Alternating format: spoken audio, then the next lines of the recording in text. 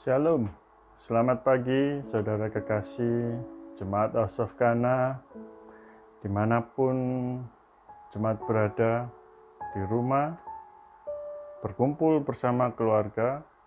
Pada hari Minggu ini kita akan mengikuti ibadah online, dan pada bulan baru, di bulan Mei ini, tema House of Kana yaitu Omnipoten, Tuhan Maha Kuasa. Dan di awal ibadah online pada bulan Mei ini, kita juga akan menerima tubuh dan darah Kristus, di mana yang sudah saudara jemaat sediakan. Mari kita akan kita akan mengingat, kita akan melakukan apa yang menjadi kehendak Tuhan Yesus dalam kehidupan kita masing-masing. Sebelum kita beribadah, mari kita berdoa, kita satukan hati kita persiapkan hati kita persiapkan diri kita untuk masuk ke dalam hadirat-Nya yang Maha Kudus. Bapa, di dalam nama-Mu Yesus Kristus, Tuhan dan Juru Selamat kami, terima kasih Bapa atas setiap segala penyertaan-Mu dalam kehidupan kami. Dalam seminggu ini Bapa, dan hingga pada hari Minggu ini kami boleh ada. Kami boleh ada dengan tanpa kekurangan sesuatu apapun, tubuh, kesehatan, sukacita, damai sejahtera-Mu melimpah-limpah dalam kehidupan kami. Terima kasih Bapa, semuanya adalah berkat pemeliharaan-Mu, perlindungan-Mu, pertolongan-Mu dalam kehidupan kami. Tak berkesudahan. Terima kasih Bapa. Dan bila mana kami hendak memuji, menyembah-Mu, bersorak-sorai, memuliakan nama-Mu, mendengarkan firman-Mu, dan juga menerima tubuh dan darah-Mu. Engkau layakkan setiap pada kami, sucikan kami, ampuni segala dosa-dosa kami. Terima kasih dosa kami. Terima kasih Bapa, terima kasih.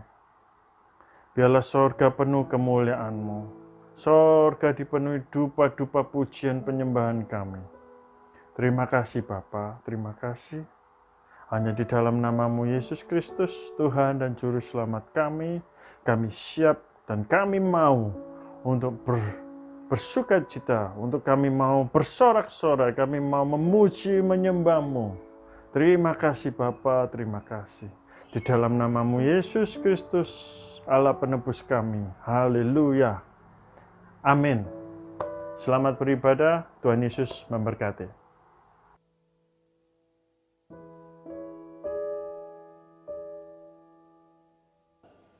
Shalom, selamat pagi Bapak Ibu, Saudara-saudari kekasih Jemaat House of Kana dan juga para pemirsa YouTube. Senang sekali berjumpa di dalam ibadah online pagi hari ini, memasuki bulan Mei. Kita tetap bersyukur, tetap bersukacita karena kasih setia Tuhan tetap untuk selama-lamanya. Kita siapkan hati kita di dalam ibadah kita pagi hari ini. Berikan ucapan syukur, pujian, pengagungan hanya bagi Bapa kita, bagi Tuhan Yesus dan Roh Kudus yang senantiasa ada setiap saat untuk setiap kita. Hanya bagi Dia saja pujian kita, pengagungan kita. Hanya kepada Dia saja tempat kita untuk kita bisa datang, berlindung di dalam naungan sayap-Nya, dalam kasih-Nya. Hanya Engkau saja Tuhan tempat kami untuk berlindung. Dan Engkau saja kekuatan kami. Terima kasih.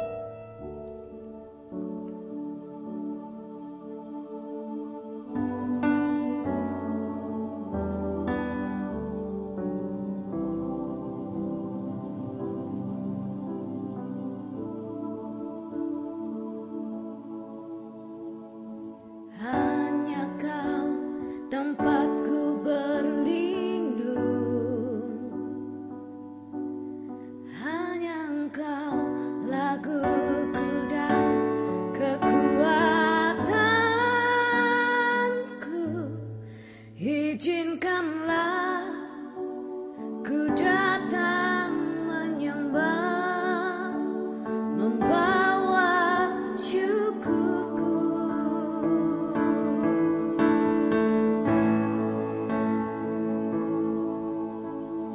Hanya Kau tempatku berlindung, hanya Engkau laguku dan kekuatanku. Izinkanlah ku datang menyembah, membawa syukurku.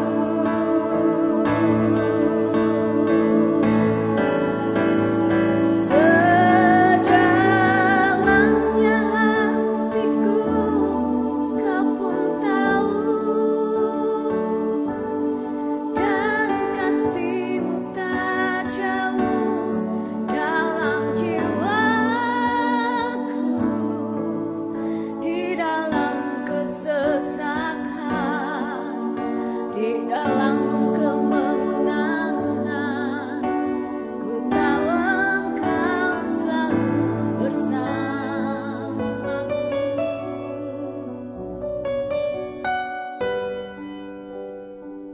Kasih sedalamnya hati ini Engkau saja Tuhan, yang tahu setiap kerinduan kami, betapa kami merindukan Engkau. Oh haleluya, Kau yang menyelidik setiap hati kami.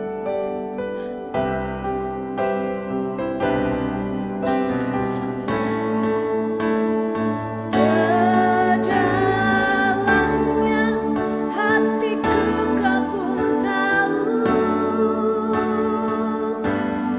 dan kasih-Mu tak jauh dalam jiwaku. Di dalam kesesakan, di dalam kemenangan, ku tahu Engkau selalu bersamaku. Sedalamnya hatiku Kau pun tahu, dan kasih-Mu tak jauh dalam jiwaku. Di dalam kesesakan, di dalam kemenangan, ku tahu Engkau selalu bersamaku. Di dalam kesesakan, di dalam kemenangan, ku tahu Engkau selalu bersamaku. Di dalam kesesakan, di dalam kemenangan, ku tahu Engkau selalu bersamaku.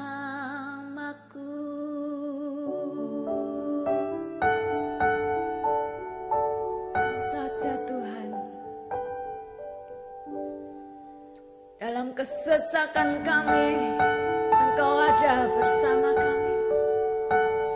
Di dalam setiap hari-hari kami Engkau bersama kami. Di dalam bahagia kami Engkau menyertai kami. Oh haleluya. Sedalamnya hati kami Engkau tahu Tuhan,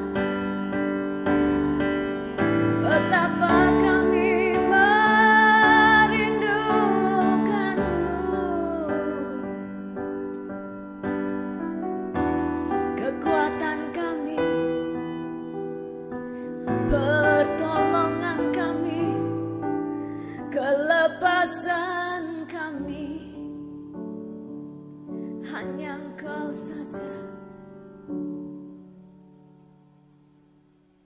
hanya Engkau Tuhan. Hanya Engkau saja yang terindah di dalam hidup kami. Terima kasih.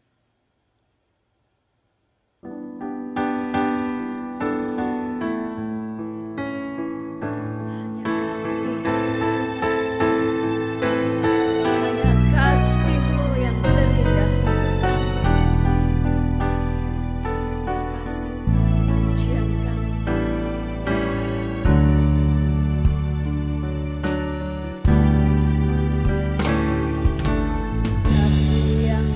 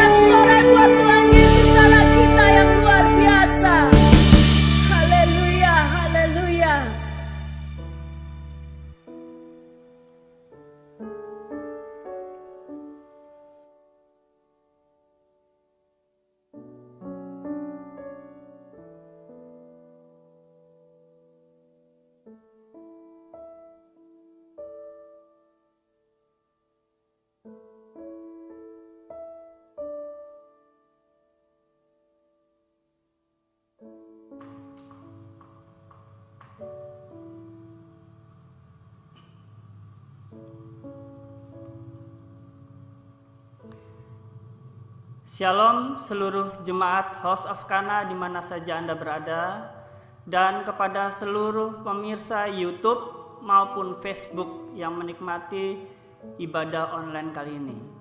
Setelah firman Tuhan, nanti kita akan menikmati persekutuan dengan tubuh dan darah Tuhan. Kita akan menikmati perjamuan kudus. Mungkin sebelum pelayanan perjamuan kudus kita kerjakan, ada baiknya Anda sekalian sudah menyiapkan air atau anggur kalau ada di rumah, atau bisa diganti sirup atau apapun yang dapat dikonsumsi secara sehat untuk mengganti anggur perjamuan kudus. Dan untuk roti mungkin Anda bisa ganti dengan makanan yang Anda perkirakan, Anda pertimbangkan itu layak untuk menggantikan roti perjamuan kudus. Ya, apapun makanannya siapkan sedikit supaya bisa menggantikan roti. Oke, kita akan mendengarkan sebagian dari firman Tuhan, tapi sebelum itu kita akan berdoa dulu. Tuhan, terima kasih untuk kesempatan yang sangat indah ini. Pada hari ini Tuhan, siang ini kami akan menikmati firman-Mu, kami akan bersekutu dengan firman-Mu.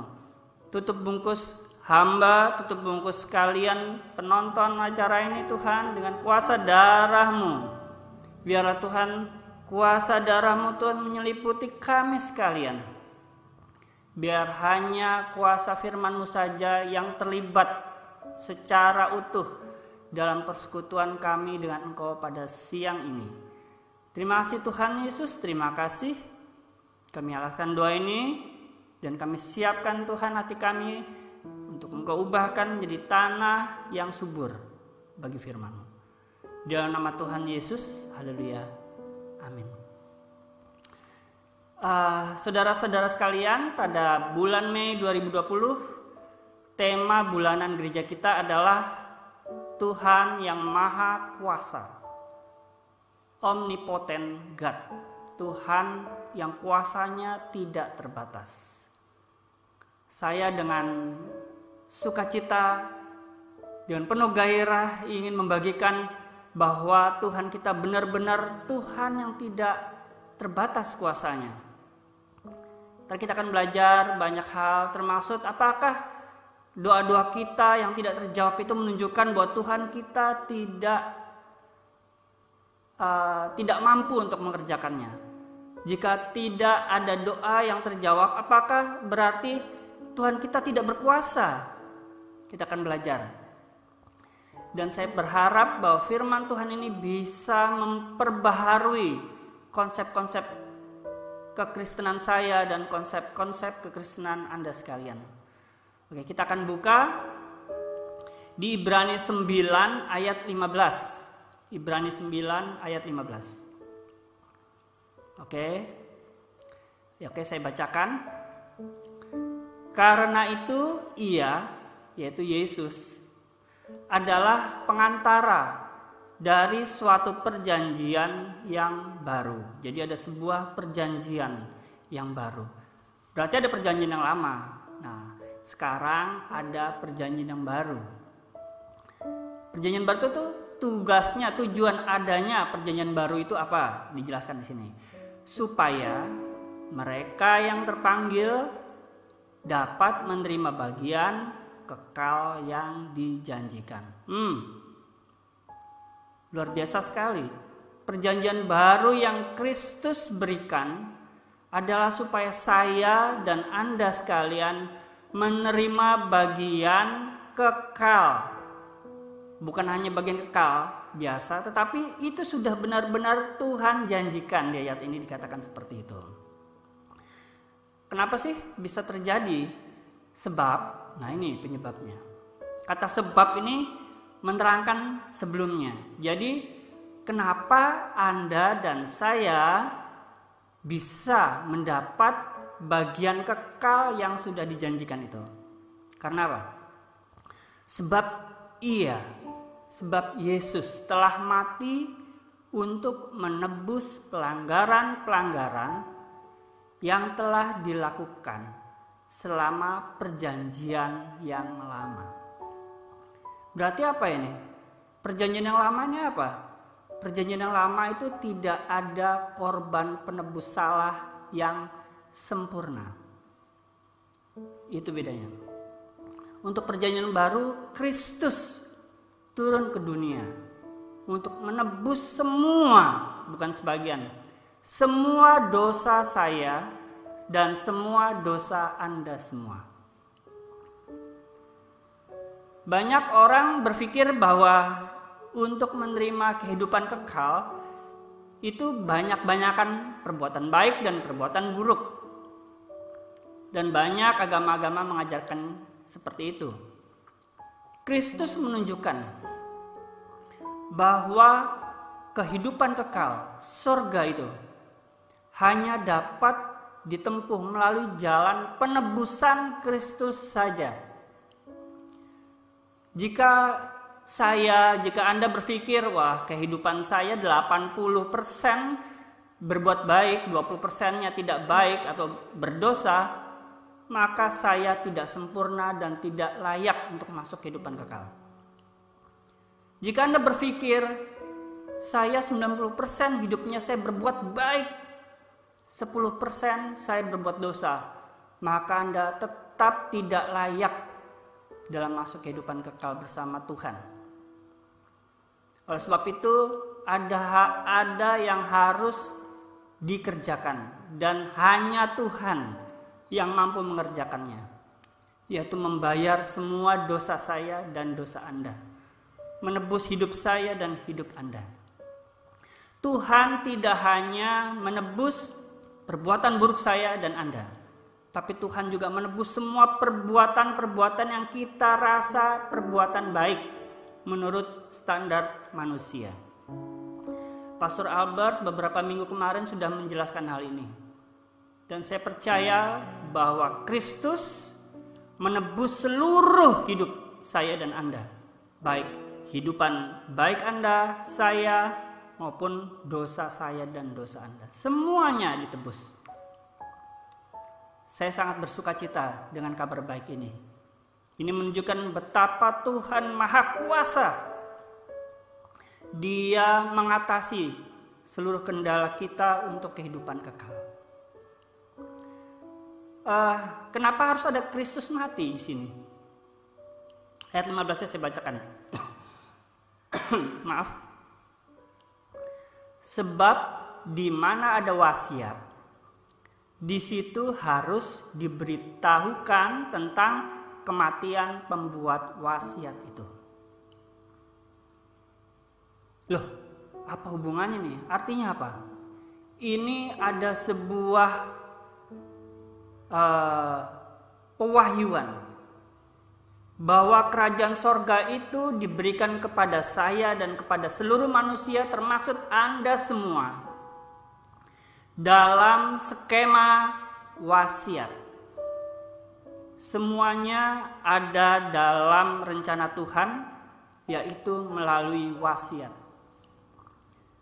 Kristus sudah mati sehingga Ia memberikan wasiat kepada saya dan kepada Anda. Artinya apa? Artinya saya sudah memegang surat wasiat itu. Demikian juga dengan Anda. Dengan kematian Kristus di atas kayu salib, wasiat itu sudah ditulis dan menjadi kekuatan hukum tetap untuk saya dan Anda. Pasal 9 ayat 15 saya bacakan. Karena suatu wasiat barulah sah kalau pembuat wasiat itu telah mati. Sebab ia tidak berlaku selama pembuat wasiat itu masih hidup. Kristus sudah mati. Dan beberapa hari ke depan kita akan merayakan Kristus naik ke surga. Berarti kematiannya tidak sia-sia. Kematiannya telah berhasil menyelamatkan saya dan Anda. Pertahankan apa yang Tuhan sudah wariskan. Jangan sia-siakan itu. Artinya saya dan Anda, kita tidak harus melakukan usaha apapun untuk mengejar keselamatan kekal kita. Karena sifatnya warisan. Terus, apakah kita tidak harus berbuat kasih? Kita tidak harus berbuat baik? Justru perbuatan baik saya dan Anda itu kita kerjakan karena kita mengucap syukur. Sebagai tanda kita mengucap syukur kepada Tuhan bahwa kita sudah diselamatkan. Sehingga orang-orang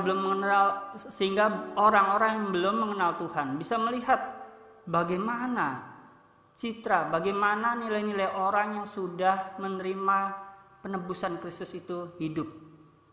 Demikianlah seharusnya saya dan Anda hidup. Dengan warisan kita dipastikan, kita disadarkan bahwa kita itu adalah anak-anaknya Allah. Tidak salah jika Kristus pada saat dia bermanifestasi sebagai manusia, mengosongkan dirinya sebagai manusia, ia pernah mengajarkan kepada murid-muridnya dan juga kepada kita semuanya di Yohanes 1 ayat 12. Tetapi semua orang yang menerimanya, yang menerima Yesus sebagai Tuhan, diberinya kuasa supaya menjadi anak-anak Allah, yaitu mereka yang percaya di dalam nama Yesus. Wah, luar biasa ini. Bahwa kita sudah menjadi anak-anak Allah. Artinya kita sudah berada di sebuah garis waris yang tepat untuk menerima kerajaan sorga. Ini merupakan ketertarikan Allah yang Maha Kuasa. Sekali lagi saya bilang ya, ini adalah ketertarikan Allah yang Maha Kuasa. Sehingga ia mau mengorbankan putranya yang tunggal, Yesus Kristus, ke dalam dunia untuk menebus saya dan saudara. Yaitu menjadikan saya dan Anda sebagai anak-anak. Supaya apa? Warisan itu tidak lepas dari saya dan Anda. Supaya warisan itu tidak hilang. Oleh sebab itu, tetaplah pegang warisan ini. Warisan hidup yang kekal. Allah sangat tertarik. Allah hanya sangat tertarik. Yang paling utama, Allah itu tertarik dengan hal-hal yang bersifat kekekalan. Karena ia sudah menyiapkan sebuah tempat bagi Anda dan saudara yang tidak dapat dibayangkan oleh apapun mulianya. Ia akan memberikannya bagi Anda, bagi saya. Itulah gairahnya Tuhan. Itulah hasratnya Tuhan yang terdalam. Yaitu ingin menikmati semua kemuliaannya bersama dengan Anda dan bersama dengan saya. Kalau hanya sekedar untuk memberkati, hanya sekedar untuk kesembuhan, mujizat, kekayaan, keuangan, saya pastikan Yesus tidak harus, saya ulangi lagi, Yesus tidak harus turun ke dalam dunia mengorbankan dirinya di atas kayu salib. Tidak harus. Dia cukup memberkati aja dari surga. Sementara ketika ia tertarik untuk mengekspresikan cintanya supaya tetap menikmati kekekalan bersama dengan Anda dan saya, ia melakukan sebuah investasi kasihnya dengan turun ke dunia dan menyelamatkan saya dan saudara. Ia naik ke atas kayu salib, membiarkan dirinya untuk dinikmati oleh penghukuman, sehingga darahnya tercurah menebus saya dan Anda semua. Ini bukan hal main-main. Ini sebuah investasi kasih terbesar yang pernah ada di alam semesta. Tidak ada satupun yang dapat melakukan ini. Bahkan agama apapun, sosok manapun yang mengaku Tuhan, tidak ada satupun yang mampu melakukan seperti Kristus. Hidup kekal bersama Yesus artinya apa? Kita tidak dapat alami jika kita hanya menempuhnya dengan cara-cara yang di luar yang telah Kristus ajarkan tadi. Ada sebuah peristiwa di mana Yesus bertemu dengan orang yang menurut saya dan banyak orang nilai adalah sosok yang ideal. Muda, kaya raya, melakukan semua hukum Taurat atau hidup benar menurut pandangan orang. Kurang apa? Bahkan ia mau datang pada Yesus, dia ingin terlibat dalam dialog dengan Tuhan. Dia tanya, kayaknya masih ada yang kurang dari semua yang telah dilakukan. Padahal menurut saya dan banyak orang berpikir bahwa jika orang semakin suci, makanya semakin kaya, semakin diberkati secara keuangan. Ini sudah terjadi dalam hidup anak muda itu, menurut pandangan orang banyak ini. Saya pastikan seperti itu. Karena saya juga punya pikiran seperti itu. Ini pasti kehidupan kerohaniannya sangat ideal. Karena apa? Karena ia diberkati secara keuangan, secara materi. Tetapi kenyataannya orang ini, anak muda ini masih datang ke Yesus. Dia masih bertanya-tanya karena ia masih belum merasa bahwa kehidupan beragamanya telah sempurna.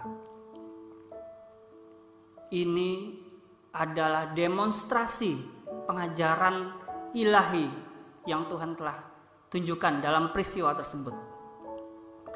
Di sini Yesus ingin mengeluarkan konsep-konsep yang tidak benar dalam benak anak muda tersebut. Mungkin anak muda itu terbesit bahwa Yesus akan kagum. Karena apa? Karena dia rohani dan dia kaya raya. Nyatanya Yesus menyuruh dia menjual seluruh hartanya dan membagikan uangnya untuk orang miskin. Ngasih duitnya bukan buat Yesus tapi untuk orang miskin. Disinilah standar-standar dunia dibongkar semua sama Yesus. Karena apa? Yesus tidak membutuhkan konsep-konsep seperti ini. Ini bukan konsep ilahi dari sorga. Karena berkat tidak menjadi petunjuk, berkat bukan indikasi bahwa kita semakin suci.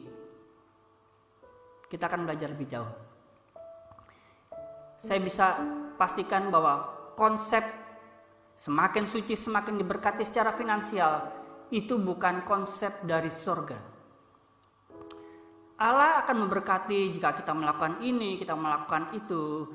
Padahal seperti tadi kita sudah bahas, Allah datang ke dunia untuk memberikan keselamatan dalam kekekalan, untuk memberikan sebuah warisan kekal bagi kita, supaya kita bisa menikmati kebersamaan dengan Kristus selama-lamanya. Itu tujuan Kristus. Ketika kesucian identik dengan kekayaan harta, maka ketika datang kesusahan, seperti saat-saat pandemik ini, maka orang-orang yang berpikir bahwa semakin aktif dalam pekerjaan Tuhan, bahwa semakin suci, maka hartanya semakin bertambah, maka orang-orang ini adalah orang-orang yang di barisan terdepan yang akan kecewa ketika keuangannya mulai runtuh. Padahal dia sudah berpikir bahwa ia sudah berbuat baik, ia sudah berkorban, ia sudah menabur di gereja. Orang-orang ini adalah orang-orang yang berdiri di barisan terdepan yang paling kecewa pertama kali. Sehingga kita bisa konklusikan, kita bisa kesimpulkan bahwa tanda orang suci ternyata bukan ditunjukkan dengan kenaikan harta atau hal-hal yang bersifat materi, tidak fana dan tidak kekal ini.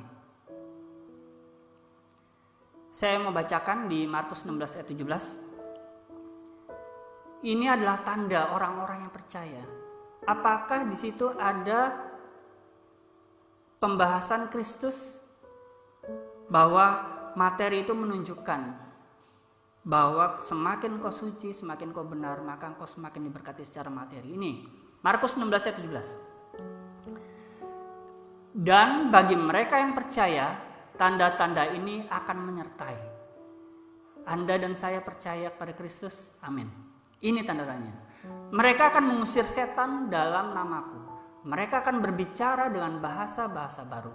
Mereka akan memegang ular. Dan jika mereka meminum sesuatu yang mematikan, hal itu sekali-sekali tidak akan mencelakakan mereka.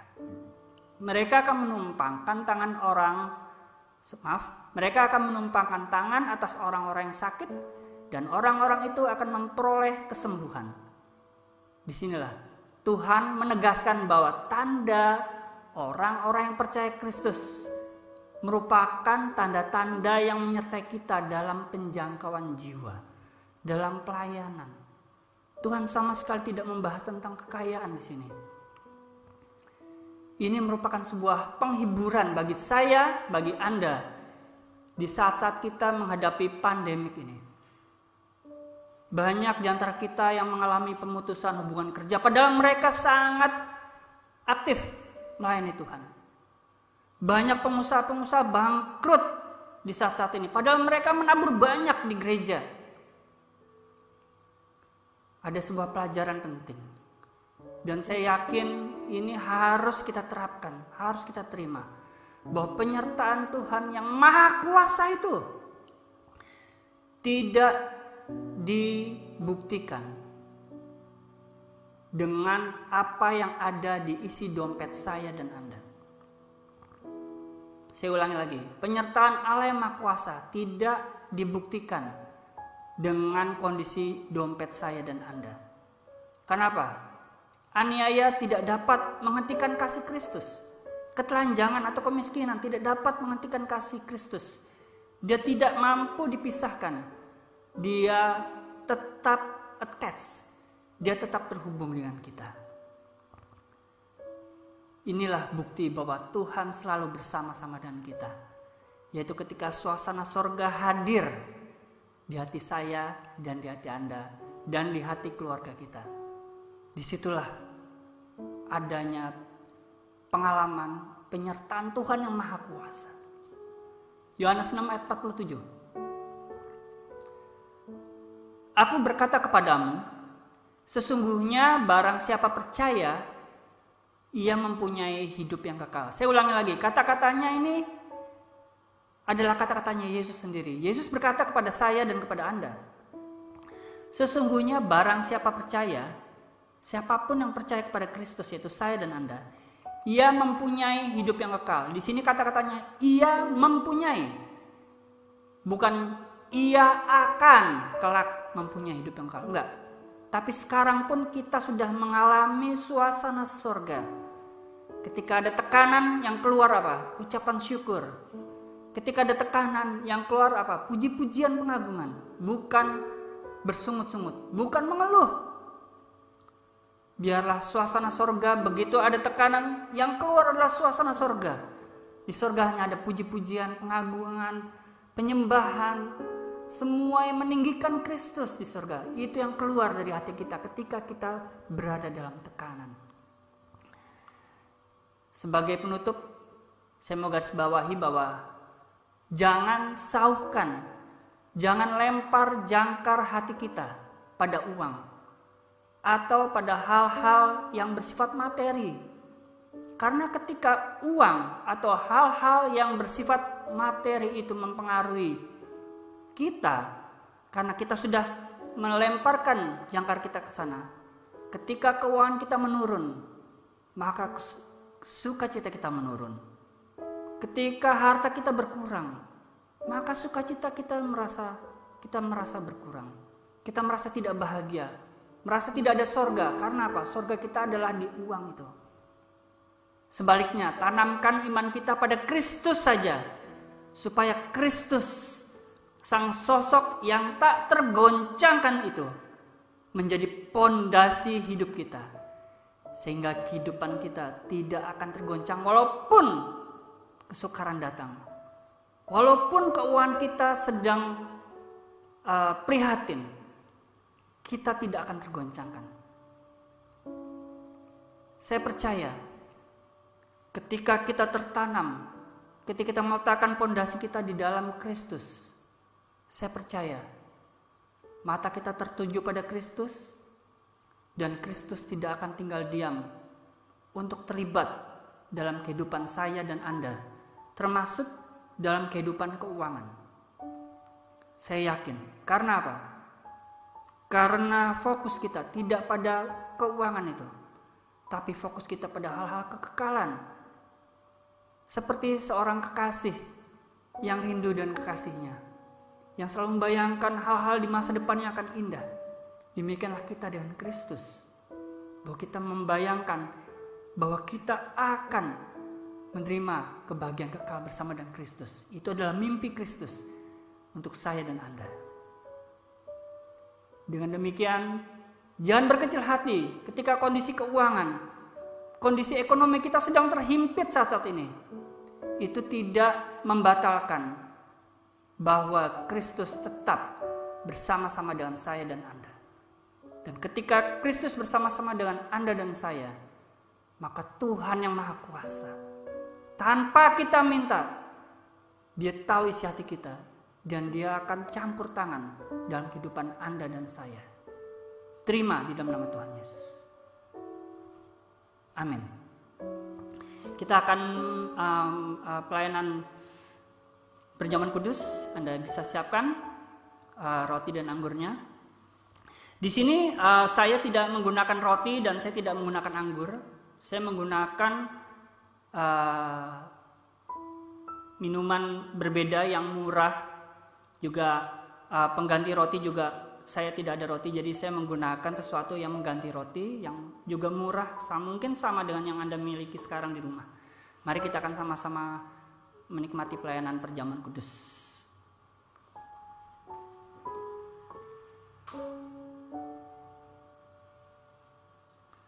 Saya sudah siapkan. Ya, kita sama-sama berdoa.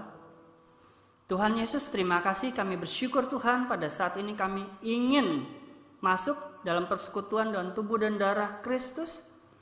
Biarlah Tuhan, apa yang ada di dalam tangan kami ini Tuhan, bahkan mungkin saudara-saudaraku yang tidak memegang roti dan anggur atau tidak memegang apapun di tangan mereka ya Bapak pada siang ini, kami tetap masuk dalam perjamuan kudus, persekutuan dengan tubuh dan darah Kristus. Karena saya percaya Kristus memahami kondisi kita semuanya. Terima kasih Bapak, terima kasih, kami bersyukur. Kami lakukan doa ini dalam nama Tuhan Yesus. Haleluya. Amin. Sekarang saya mengajak Anda sekalian untuk mengangkat roti atau makanan pengganti roti. Kita angkat.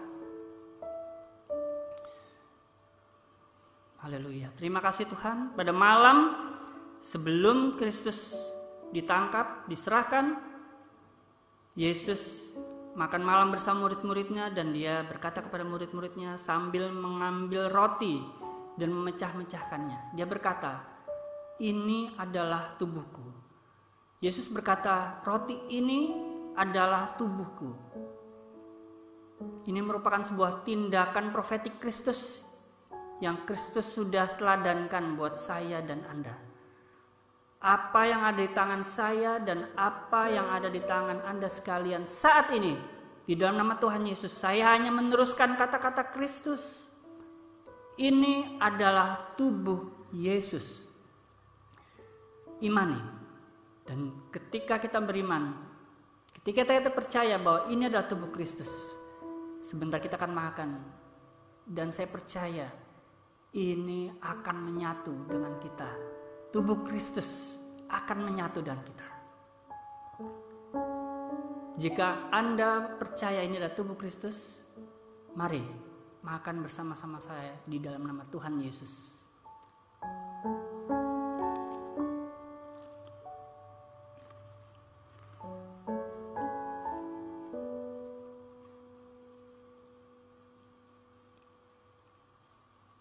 Angkat cawan.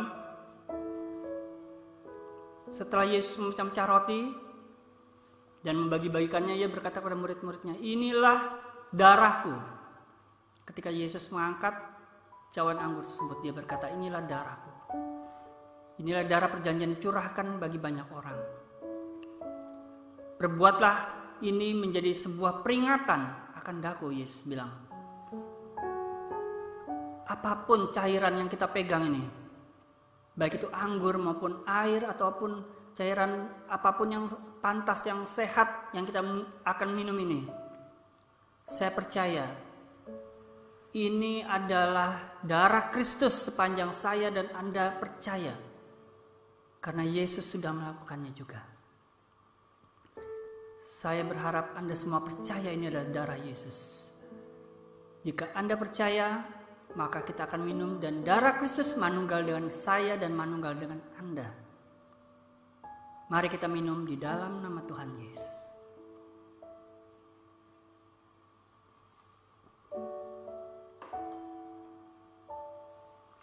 Oke, terima kasih Tuhan, terima kasih kita percaya tubuh dan darah-Mu sudah bersekutu dengan tubuh dan darah kami sekalian. Dan untuk saudara-saudaraku yang tidak memegang tubuh dan darah Kristus dalam bentuk anggur dan cawan maupun tidak ada apapun yang bisa mereka gunakan untuk mewakili tubuh dan darah Kristus, biarlah pengalaman ilahi ini boleh tetap termanifestasi dalam kehidupan mereka semuanya. Dan kuasa menjadi anak Allah turun ke atas kami semua, dan kami akan tetap memegang warisan itu Bapa, sambil percaya bahwa penyertaan-Mu, yaitu Tuhan yang maha kuasa yang gak dapat dibatasi oleh apapun, tetap menyertai kami selama-lamanya. Bahkan di saat kemiskinan, di saat kekurangan, di saat aniaya, kasih-Mu tetap berlaku. Warisan itu tetap berlaku bagi kehidupan kami. Terima kasih Bapak, terima kasih, kami ucap syukur. Kami akan mendengarkan, kami akan mendapatkan doa berkat, dan kami alaskan doa ini dalam nama Tuhan Yesus. Haleluya. Amin. Amin.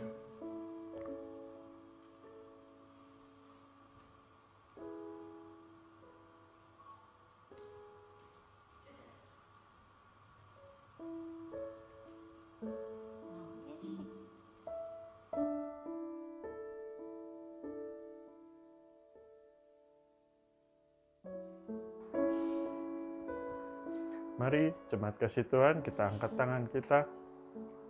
Terima kasih Bapa atas persekutuan tubuh dengan tubuh dan darah-Mu. Terima kasih Bapa, biarlah melalui persekutuan tubuh dan darah-Mu, Engkau boleh tinggal di dalam kami, dan kami tinggal di dalam Engkau. Terima kasih Bapa, semuanya hanya oleh karena kasih karunia-Mu yang berlimpah-limpah dalam kehidupan kami. Tak henti-hentinya kami mengucap syukur, tak henti-hentinya kami berserah diri kepada Engkau. Terima kasih Bapa, terima kasih. Jemaat, terimalah berkat pengurapan daripada Allah Bapa, pengampunan dosa di dalam Anak yang tunggal Yesus Kristus, dan penghiburan di dalam Roh-Nya yang kudus. Terus menyertai-Mu, membimbing-Mu, menuntunmu. Kemanapun saja Engkau pergi berada, Tuhan Allah menyertai-Mu. Apa saja yang Kau rencanakan, apa saja yang Kau perbuat, Tuhan Allah membuatnya berhasil. Terima kasih Bapa, kami terima dengan iman percaya kami, bahwa Engkau Allah menyertai kami, Engkau Allah melindungi kami, Engkau Allah yang setia kepada kami. Terima kasih Bapa, hanya di dalam nama-Mu Yesus Kristus, Tuhan dan Juru Selamat kami terima berkat-berkat-Mu. Haleluya. Amin. Sampai jumpa kembali dalam ibadah online pada hari Selasa, ibadah pujian dan penyembahan. Tetap setia, tetap membaca Alkitab, tetap berserah mengandalkan Tuhan Yesus selalu. Tuhan Yesus memberkati.